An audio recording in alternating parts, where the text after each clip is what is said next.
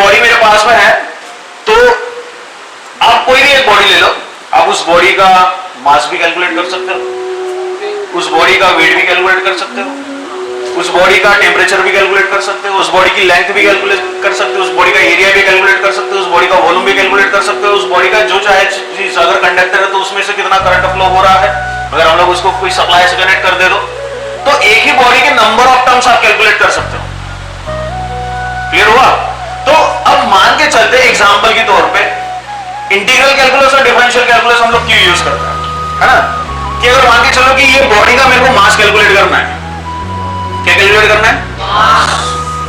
ठीक है, अब ये बॉडी का मेरे को मास, पूरे बॉडी का मास कैलकुलेट करना है, लेकिन पूरे बॉडी का मास अगर मेरे पास में है नहीं और मेरे को कैलकुलेट करना है, तो हमारा इनिशियल स्टेट क्या होगा? मतलब इंटीग्रल कैलकुलस हमारे लिए कैसे काम करेगा?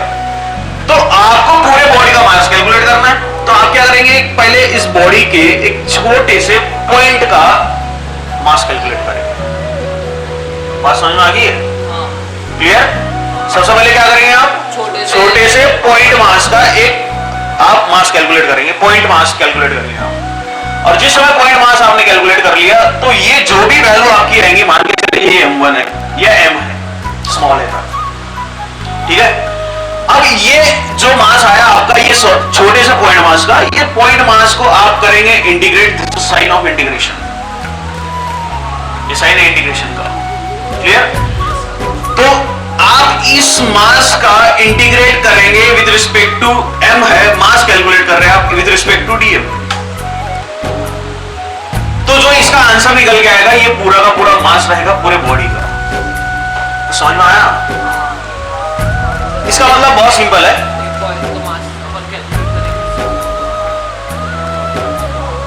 बता रहा हूं। हाँ, इधर सुनो, अगर मान के चलो ये पूरी एक दीवार है ना, एक दीवार का एग्जांपल ले लो। अब ये पूरी दीवार का मेरे को क्या कैलकुलेट करना है? मास कैलकुलेट करना है, ठीक है ना? तो अगर मेरे पास पूरे दीवार का मास नहीं है, लेकिन मैं क्या करूंगा, सबसे पहले एक छोटे से हिस्से का, मतलब मान के चलो ये एक छोटा सा हिस्सा हो गया, इस छोटे से हिस्से का मास कैलकुलेट करूंगा मैं। अब समझा? और इस मास को करूंगा मैं इंटीग्रेट, मतलब इंटीग्रेट करूंगा जहां से चालू हो रहा है, मतलब जो बॉडी जहां से चालू होगी और जहां खत्म होगी। क्लियर? तो ये इसकी क्या लगाई जाएगी? लेंथ, या उसकी लिमिट्स कहते हैं उसको। समझ में आ रहा है? जहां से बॉडी चालू हो रही है, जहां खत्म हो रही है, तो जहां से चालू होगी जहां खत्म होगी उसको कहते हैं हम लोग लिमिट्स ऑफ इंटीग्रेशन। क्या कहते हैं उसको? Limits of integration. ठीक है, तो जहां से चालू हो रही है जहां खत्म हो रही है, सो this is limits of integration. तो जो पॉइंट रहेगा मेरा, जो मैंने मास कैलकुलेट किया है, उसको मैं करूंगा इंटीग्रेट, लिमिट चालू होगी वहां से लेके यहां तक, और फिर अगर मैं उसको इंटीग्रेट करूंगा, we get the total mass of the body. समझा? कोई समझा गया? सिमिलर तौर पे कि मान के चलो कि अगर मेरे पास में ये एक मेटल है, ठीक है, अगर मान के चलो एक मेटल है, मेटल की बात करें हम लोग, हाँ, मेटल से मेटल एक ऐसा सिंबल जानते हैं ना तुम लोग, this is symbol of integration, ठीक है? हाँ, ये हो गया तुम्हारा सिंबल ऑफ इंटीग्रेशन। अब सिंबल ऑफ इंटीग्रेशन के सामने चलेंगे, इधर ध्यान दीजिए सभी लोग, ये आपका सिंबल ऑफ इंटीग्रेशन, तो यहां से लेकर के यहां तक, so this is called as body of integration. क्या कहते हैं इसको? Body of integration. Body of integration, ये होगी आपकी बॉडी ऑफ इंटीग्रेशन। चलिए अच्छे से ध्यान देंगे इधर, ठीक है? ये जो इंटीग्रेशन का, ये इंटीग्रेशन का जो ये वाला हिस्सा होता है ना, और यहाँ जो ये जो हमारा हिस्सा होता है, that is called as upper portion. क्या कहते हैं इसको? Upper portion. Upper portion. और यहाँ जो लिमिट्स होती है उसको कहते हैं अपर लिमिट। क्या कहते हैं उसको? Upper limit. तो यहाँ जो लिमिट्स होंगी उसको कहेंगे हम लोग अपर लिमिट्स। क्या कहेंगे उसको?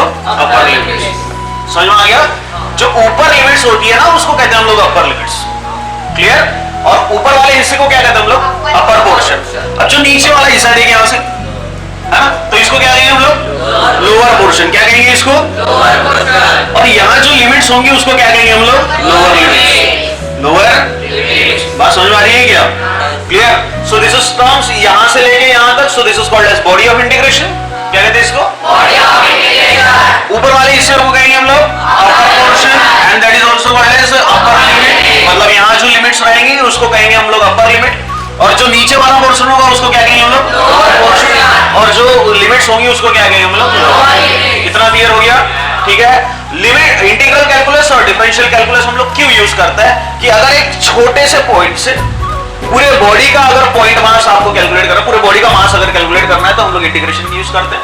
या सिंपल तौर पे अगर जनरल लैंग्वेज में अगर मैं बताऊं तो एक छोटे से हिस्से से पूरे बॉडी का हिस्सा अगर आपको कैलकुलेट करना है, so we are using integration. क्या यूज करते हैं हम लोग? क्या यूज करते हैं हम लोग? इसका एग्जैक्टली उल्टा प्रोसेस डिफरेंशिएशन का होता है, जो डिफरेंशियल कैलकुलस जो हम लोग ने पहले पढ़े। क्लियर? तो डिफरेंशियल कैलकुलस क्या होता है कि अगर मान के चलो कि ये पूरी बॉडी आपके पास में है ना, ये अगर पूरी बॉडी है और ये बॉडी से, ये पूरे बॉडी से एक छोटे से पॉइंट का अगर आपको मास कैलकुलेट करना है या व्हाटएवर जो आपको कैलकुलेट करना है, आप एरिया कैलकुलेट करो, वॉल्यूम कैलकुलेट करो, उसका करंट कैलकुलेट करो या वेट कैलकुलेट करो या जो भी चीज आप कैलकुलेट करना चाहते हो, जो चीज आप कैलकुलेट करेंगे तो पूरे बॉडी से अगर एक छोटे से पॉइंट मास का जो भी आप मास कैलकुलेट करते हो, जो भी चीज आप कैलकुलेट करते हैं, तो उसको कहते हैं डिफरेंशियल कैलकुलस। क्या कहते हैं उसको? जो पहले टॉपिक हमारा अभी हो चुका है। क्लियर? तो डिफरेंशियल कैलकुलस और इंटीग्रल कैलकुलस हमारे फिजिक्स में इसलिए यूज होता है कि अगर कोई छोटे से पॉइंट से अगर पूरे बॉडी का अगर आपको पॉइंट मास निकालना है, जो भी कैलकुलेशंस आप करने हैं, तो we are using integral calculus. क्या यूज करते हैं हम लोग? Integral calculus. और वही इंटीग्रल कैलकुलस को क्या कहते हैं हम लोग? इंटीग्रेशन।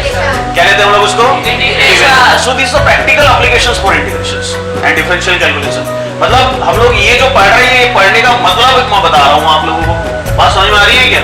ठीक है? तो डिफरेंशियल कैलकुलस, तो डिफरेंशियल कैलकुलस उसका एग्जैक्टली उल्टा होता है। जैसे इंटीग्रल कैलकुलस काम करता है, उसके एग्जैक्टली अपोजिट कौन काम करेगा? Differential calculus. समझ में आ रहा है? इसका मतलब ये है कि ये पूरी बॉडी अगर मेरे पास में, ये पूरी दीवार मेरे पास में, ये दीवार से अगर मैं छोटे से उसके हिस्से के अगर मास को कैलकुलेट करूं तो मेरे को क्या यूज करना पड़ेगा? Differential calculus. क्या यूज करना पड़ेगा? क्लियर? और इसी का उल्टा अगर छोटे से पॉइंट मास से या छोटे से ऑब्जेक्ट से अगर मेरे को पूरी बॉडी का अगर मास कैलकुलेट करना है तो मैं क्या करूं? बात समझ में आ रही है? अरे समझा गया? ठीक है? तो इंटीग्रल कैलकुलस, तो इंटीग्रल कैलकुलस हम लोग किससे डिनोट करते हैं? ये this is sign of integration. Sign of integration, तो इसको कहते हैं हम लोग बॉडी ऑफ इंटीग्रेशन। अपर वाले हिस्से को कहते हैं हम लोग अपर पोर्शन, और जो लिमिट्स वहां होती है उसको क्या कहते हैं हम लोग? Upper limit. और नीचे वाले हिस्से को क्या कहेंगे हम लोग? Lower portion. और भी जो लिमिट्स होंगी वहां पे उसको क्या कहेंगे? Lower limits. और यहां से मैं और एक चीज बता दूं कि जो लिमिट्स होती है, मान के चलो यहाँ ए है और ये बी है, ठीक है, फॉर एग्जांपल के तौर पे, so where A is a lower limit, ये अपर लिमिट है, A is your lower limit and B is your upper limit. Clear हो गया यहां तक? अब एक चीज ध्यान में रखेंगे, फॉर्मूला देखिए, चलिए, हाँ, formula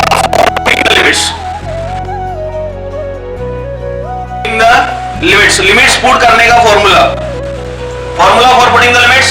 clear? It is always upper limit, बात क्लियर है सभी के लिए? ठीक है? हाँ, और एक चीज यहां से ध्यान में रखिए कि अगर सिंपल इंटीग्रेशन है, अगर i is equal to simple integration है और जहां लिमिट्स नहीं है, अगर यहां लिमिट्स नहीं है और यहां लिमिट्स नहीं है, क्लियर? अगर एक सिंपल लिमिट इंटीग्रेशन है और कोई लिमिट यहां प्रेजेंट नहीं है, तो हम लोग इसको कहते हैं इनडिफाइनाइट इंटीग्रेशन। क्या कहते हैं इसको? Indefinite integration. Clear? Indefinite integration उसको कहते हैं जहां पे लिमिट्स नहीं होती। बात समझ में आ रही है ना? हाँ, इनडिफाइनाइट इंटीग्रेशन क्या कहते हैं? किसको कहते हैं? जहां पे लिमिट्स नहीं होती उसको कहते हैं हम लोग इनडिफाइनाइट इंटीग्रेशन। क्या कहते हैं हम लोग उसको? Indefinite integration. अब यहाँ पे लिमिट्स है नहीं तो हम लोग इसको क्या कहेंगे? Indefinite integration. और जहां लिमिट्स होती है, मान के चलो यहाँ पे x है और यहाँ y है, तो इसको कहते हैं डेफिनाइट इंटीग्रेशन। क्या कहते हैं इसको? Definite integration. बात समझ में आ रही है? जहां लिमिट्स होती है उसको कहते हैं हम लोग डेफिनाइट इंटीग्रेशन, मतलब एक सीमित तक जाएगा। डेफिनाइट मतलब एक सीमित तक रहेगा, और इनडिफाइनाइट मतलब कितना भी हो सकता है वो। क्लियर? तो उसको कहते हैं हम लोग इनडिफाइनाइट इंटीग्रेशन और डिफाइनाइट इंटीग्रेशन। जहां लिमिट्स होती है उसको क्या कहेंगे हम लोग? और जहां लिमिट्स नहीं होती उसको क्या कहेंगे हम लोग?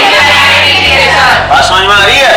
क्लियर? जो इंटीग्रेशन का है, this is symbol of integration, this is called as body of integration. ये लोअर जो पोर्शन रहेगा उसको कहते हैं हम लोग लोअर पोर्शन। जहां लिमिट्स वहां रहेगी तो उसको कहेंगे हम लोग लोअर लिमिट। ऊपर वाले हिस्से को कहते हैं हम लोग अपर पोर्शन, उसको वहां लिमिट्स अगर रहेगी तो हम लोग क्या कहेंगे उसको? Upper limit. And formula for putting the limits, upper limit minus lower limit. बात समझ में आ रही है? जहां लिमिट्स होती है उसको क्या कहते हैं? Definite integration. और जहां लिमिट्स नहीं होती उसको क्या कहते हैं? क्या इंटीग्रल कैलकुलस की बेसिक बेसिक चीजें समझ में आ गई है? अरे बेसिक बेसिक चीजें समझ में आ गई है? चलो उतार फटाफट। क्लियर? तो इसका इंटीग्रेशन देखो क्या होता है। इसका इंटीग्रेशन होता है x to the power n है, ये dx है, यहां आएगा n+1 और नीचे आएगा n+1, और यहां हम लोग लेते हैं plus c, where plus c is integration constant. Plus c क्या होता है आपका? Integration constant. प्लस c क्या होगा आपका? Integration constant. हाँ, एक चीज ये ध्यान में रखेंगे कि इंटीग्रेशन कांस्टेंट हम लोग तभी यूज करते हैं when there is a indefinite integration. जब कौन सा इंटीग्रेशन होगा? Indefinite integration. समझ में आ रहा है? For definite integration we are not using plus c। हम लोग फॉर डेफिनाइट इंटीग्रेशन के लिए प्लस c यूज नहीं करते। क्लियर हो रहा है? ठीक है, तो for indefinite integration we are using plus c, and plus c is a integration constant. ये क्या है आपका? Integration constant. क्या चीज है ये?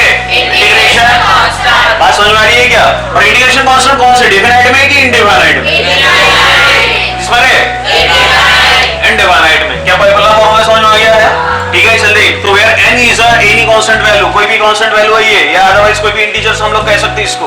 ठीक है, अब देख ये पहला फॉर्मूला हो गया। पहला फॉर्मूला हो गया कि अगर मैं इसका दूसरा फॉर्मूला अगर मैं बताऊं इसका इंटीग्रेशन के साथ में, मतलब लिमिट्स के साथ में, ठीक है, मान के चलिए कि अगर i is equals to integration फिर से a to b, so where a is a upper, a is a lower and b is a upper limit. देख अच्छे से, तो यहां पे आएगा x into x to the power n into dx।